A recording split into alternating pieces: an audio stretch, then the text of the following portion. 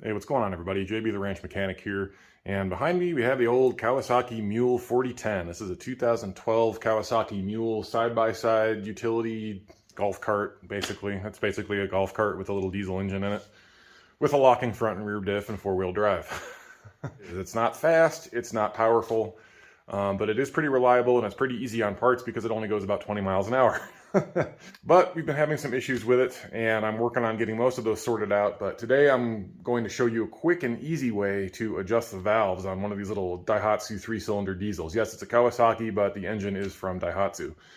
This is the, I don't remember the engine code, but it's like a 994cc 3-cylinder diesel. Yeah, this is a 2012, but this engine was used in a bunch of different model years. So if you do have a diesel-powered Mule, chances are this will apply to you. So let me turn the camera around. I'll show you what we're dealing with. I've actually already adjusted the valves on this thing. They were way out of spec, but I will at least show you the procedure and show you a much easier way to do it than what the service manual calls for. All right, guys, so here we are. We got the bed tilted back. I do have this little thing disconnected, and it's just kind of resting on the taillights. Now, these are different taillights. These are not the normal ones that come on it. Both of the taillights, when I first started working on this thing a few years back, were broken off. So I've got just regular trailer style LED taillights on this thing. So it is kind of resting on the taillight housing. Normally the factory taillights would end about here. They're almost like Jeep style ones. They're really small. These are very, very wide compared to the OEM taillights. So it's kind of resting on the leaf spring shackle here, which is not ideal, but we're not putting any backward pressure on this. It's just kind of resting on there. So that's why you see it kind of touching the taillights. If you have stock taillights, you're not going to have that issue. Anyway, moving back over to the valve train here. This thing is clattery, it's noisy, it smokes a ton, and we've been having a bunch of issues with it. So obviously, I'm well aware that adjusting valves is not going to reduce smoking in any engine. That's not how the valve train works. Typically, if you have smoking and oil consumption, which are two issues this thing does have pretty bad, you have worn valve guides or valve stem seals. Valve guides I did not bother ordering because if the valve guides are actually bad, then it is what it is. We've already had the cylinder head on this little thing replaced once under warranty. These 3-cylinder diesels are notoriously bad. They're just bad. They're not good engines. Not in this configuration anyway. I mean, I have the valve cover taken off, obviously, and I have the fan shroud and fan unbolted, which is down here. This is not the primary engine fan. That's actually up in front of the radiator in the front of the machine underneath the hood, even though it's a rear engine machine. But this fan is there because it spins on the water pump and provides some cooling for the cylinder head, because these things tend to cook cylinder heads on a regular basis. So they had to add that extra fan to have a little bit more airflow flowing over the sides of the cylinder head here to try to keep it cool, because these things are notoriously bad for warping cylinder heads, burning up valves. They're just, because the engine is back here underneath this closed container and there's zero airflow other than this tiny little fan, they're bad about that. So right now we're just going to adjust the valve clearance. Now, like I said, I've already done that, but I'm going to at least show you the procedure because I figured out a way to do this. It's far easier than following the factory service manual. According to the factory service manual, you need to unbolt the fan, unbolt the shroud, take off the rear propeller shaft. That's the rear drive shaft that goes to the rear transaxle back here, which I've already had off. I already had all this out. I replaced these U-joints. I replaced the center carrier bearing. There's a 2-piece drive shaft here. So you have this long rear bar that goes to the center carrier bearing and underneath the fuel tank in the middle. And you have another long shaft that goes up to the front diff at an angle. And to pull this out, you need to take the entire floor off. You need to take your gas tank out. You need to unbolt all of these panels to gain access to that carrier bearing, which is in the back corner of the fuel tank right there underneath that little cover patch. We're not doing that. I've already done all of that. I've already replaced all of these bearings and U-joints, and I don't feel like doing it again. So what I did, I just unbolted the fan and the fan shroud and took the fan off, and then I unbolted the timing cover. And if you look, you can see right down here, that is the main crankshaft pulley right down here. And I don't know if you can see those marks or not. Let me zoom in just a touch here. Got those 2 dashes on top of the crankshaft pulley right here, and then just on the engine block, I'm focusing on my finger, sorry, but just on the engine block right here, you have all of your degrees for your timing. Now, to set the valves on one of these things, you need to line up the crankshaft pulley with that furthest right mark, the big mark on your engine case. and you're going to need to do that twice. So you're going to have to rotate this thing. And to do that, you really, according to the factory service manual, to rotate that pulley, you need to have that drive shaft out of the way so you can get a socket on the front there and rotate the crank that way. Well, I didn't feel like doing all that. So what I did, I took the rocker cover off, slash valve cover, whatever you want to call it. And then to make the engine easier to turn over, since this is a diesel with really high compression, I took out the glow plugs right here. And that opens up the inside of the cylinder bore and allows all of that compression to vent out rather than fighting you the whole time.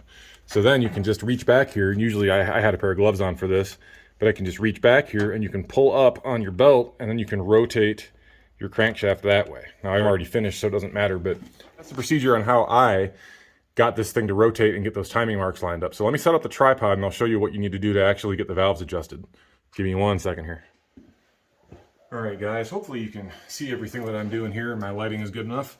But basically, you are looking at the back right corner of the machine. Front is this way. Driver's side is here. Passenger side is here.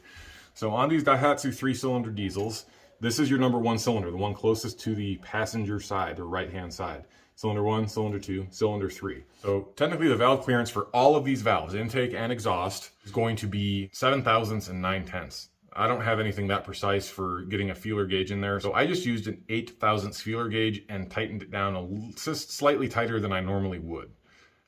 That's going to be just fine for this. Going through this, I will tell you that these valves were way out of whack. Like one of them on cylinder 3 was like 40 thousandths. It was really loose. So these things, because of all the heat generated, these tend to work themselves loose over time. So this would be a good thing to check yearly. It's not that hard to do, and it's pretty simple once you've done it once. So basically, like I said, you have your timing marks down here on the crank pulley. The starting position for this, you need to line that timing mark up, and both of these valves, these first 2 valves on cylinder number 1, should be loose. If they're not, you need to go 1 more revolution with the crankshaft pulley and bring it right back around to those same timing marks.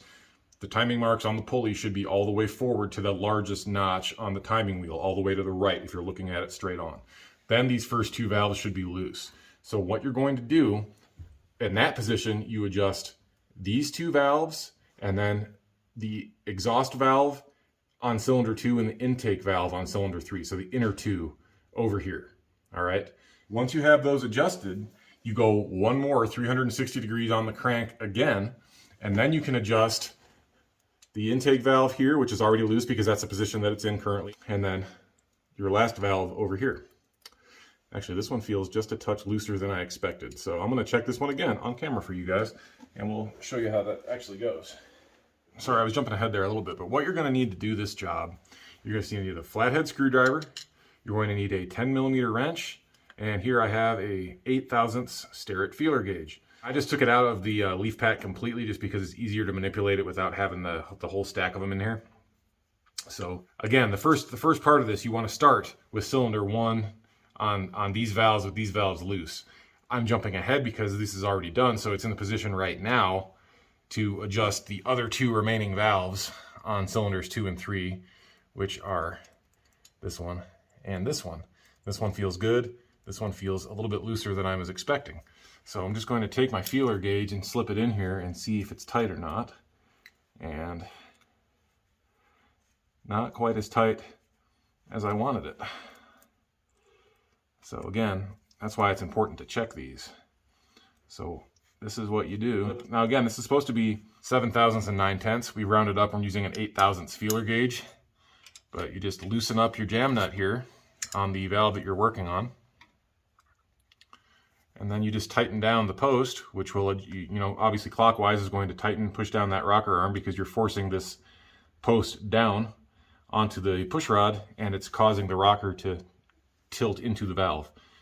So we just tighten the adjuster here until that is nice and tight. And typically you do this until it's just touching, but because we're just a little bit over the spec here, I'm gonna go slightly tighter than I normally would until it's kind of not hard, but slightly difficult to pull out. Not impossible. You don't want to actually, completely tighten these things down too much because valves that are too tight are just as bad as valves that are too loose. So you have it where you want it.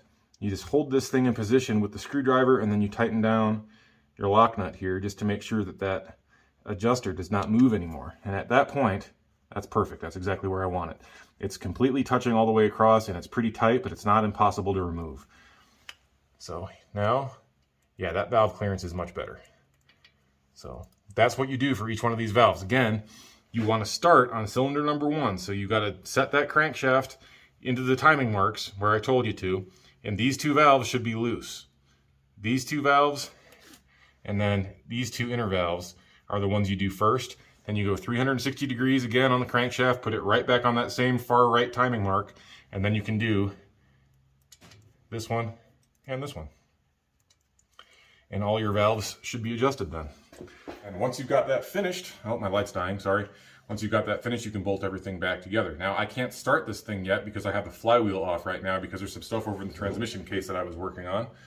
But I will pause the camera real quick and I will bolt all of this stuff back together and put this rocker cover back on. See if I can't get that flywheel back on, and we'll start it again. And we'll just see, it's been sitting for like a week without running, and it was like 5 degrees last night, so super cold. We're not going to be running any clutches or anything, so we're not going to be able to drive it, but at least we'll be able to start this thing here in a minute and see how it runs. Again, I'm going to have to go back in here again and probably replace all these valve stem seals, which will be another video. But I'm hoping that at least the clattering in the valve train will be markedly improved, and it will run better because I'm thinking we're not firing all the time on cylinder number 3 because that glow plug was completely clean, whereas the other 2 have a little bit of soot on them. These are brand new glow plugs, by the way. New glow plugs, new injectors. So I'll just show these to you real quick. These are in order. Cylinder 1, 2, and 3, and you can see we have soot marks on these first 2, and then really not a whole lot on the 3rd one. And these were the valves that were the worst. So I'm hoping that our combustion cycle will be a little bit better now that we've got those adjusted properly. So anyway, give you a minute, and then with a wave of the magic YouTube wand, we'll have everything put back together and we'll be starting this thing. All right, guys, got everything back together here. And I realize now that I didn't even touch on anything that I had to do in order to get the timing cover and the fan shroud and fan and everything off of there. There is quite a bit of little ancillary crap you're going to have to deal with. You are going to have to take one of the water pipes off of the top of the water pump here. This is what shoots the coolant out of the water pump and up to the radiator at the front of the machine, and then there's a return line that comes on back here. This is the one we're going to be dealing with. I just unbolted this off of the water pump itself, and there is a fitting in the floor that will allow you to move the whole pipe. It's a hard pipe, and then it goes down to a soft, flexible section here, and then it's hard pipe again. Up underneath here, you'll be able to see if you look under the machine, there's 2 brackets that bolt to the floor. So I loosened and removed both of those. Let me zoom out just a touch here. Loosened and removed both of those, and that way I could get this thing. I just bent it forward and kind of wedged it up over into here. You are going to lose a little bit of coolant out of it, but not much. I also unbolted the air intake off of the air box here so I could bend this tube forward and out of the way. And that gives you access to all of the little bolts that hold the fan shroud and the timing cover on. So they're just 10 millimeter, and there's a couple different lengths, so pay attention to which one comes out of where. But there's also a hidden one that's up in here just above the alternator. So you take that one out, and there's 4 on the fan shroud itself, and I think 4 on the 3 or 4 on the timing cover. But you'll see them all. You just got to go around and loosen them up, and then you can get all this junk out of the way. Let's see here. I also took this little breather cap off. Obviously, to get the rocker cover off, you're going to have to remove this. And the glow plugs are easy. Those just thread right into the top of the head. You just take these little plastic safety caps off. It's an 8 millimeter bolt that holds the electrical connectors on. And this is a little linking bar. It's a 12 volt bar that just kind of links everything together. And then you just pull these off, and you can unscrew them with a 12 millimeter socket to pull the glow plugs out. And then 10 millimeter to get your 3 cap screws off, and that will allow you to pull the rocker cover off completely. You do have a bolt sticking out of the side here for the water pump that is going to give you a little bit of trouble, but once you get these loose, take these little rubber grommets out, and that allows the valve cover to float a little bit. You can slide it away from you and tilt it up and get it past this without having to worry about that bolt. So that's what you have to do in order to gain access to everything. But now that I've got it all put back together and I have the flywheel put back on, let's go back over to the key here and fire this thing up and see how we're doing.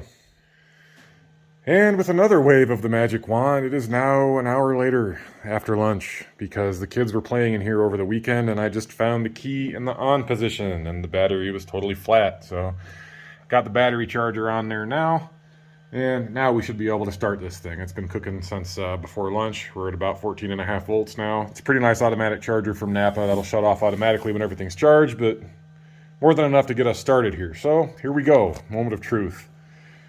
This hasn't been started in over a week, so we're gonna let this glow plugs cycle a couple of times just to make sure we get a good start here. There's one, key off, key back on. That's our glow plug light right here. That should be more than enough now. We're up in 42 degrees or so right now, so here we go. Look at that, it started right up.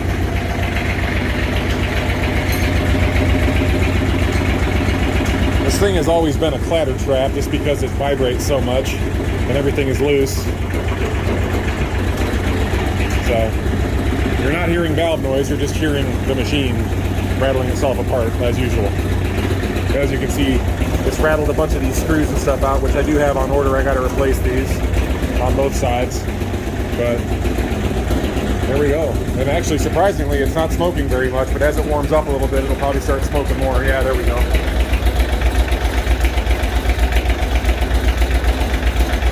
But there it is. She's running just fine. That's just what's on the floor there is just the coolant that we spilled when we took that coolant pipe off to get that out of the way. There's something else dripping. So we're in good shape there.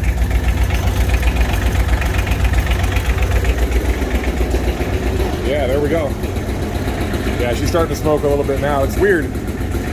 When it first starts up, it doesn't smoke hardly at all. And then within about 30 seconds, especially if it's cold out, it'll smoke a whole bunch. And then when the actual engine temperature comes up, it stops smoking until you have it under a really heavy load.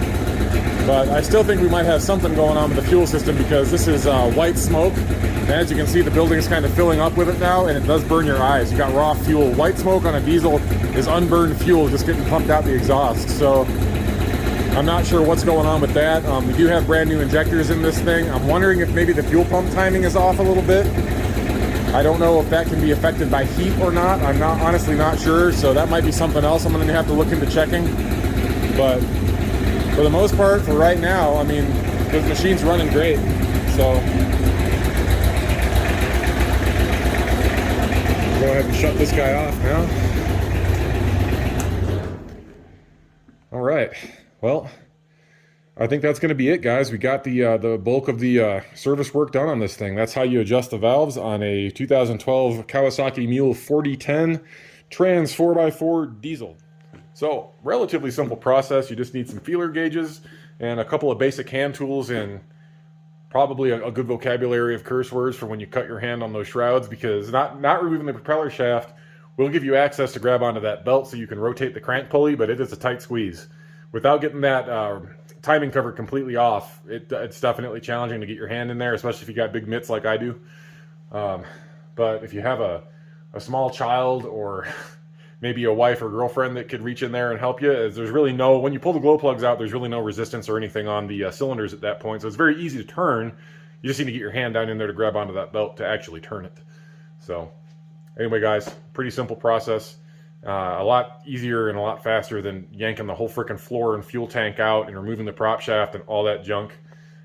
Just that's kind of one of those things that makes you wonder what the hell the engineers were thinking when they came up with it, but you know, it is what it is.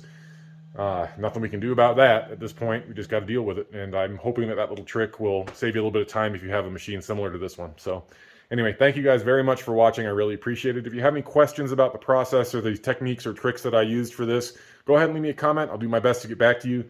As always, YouTube is being really finicky about actually giving me notifications when people comment on my videos, so I have to go back in and check every now and then to make sure that I haven't missed anybody. Occasionally, a few of you will slip through the cracks, so I apologize about that. If I happen to see those comments after the fact, I usually go back and try to answer you. So again, please leave me a comment if you have any questions. If I don't answer right away, it ain't personal. I do try to interact with you guys as much as I can. Just sometimes I don't know that the comments are there. So that's going to be it for this one, guys. So you guys be safe, have fun, and we'll catch you on the next one. See ya.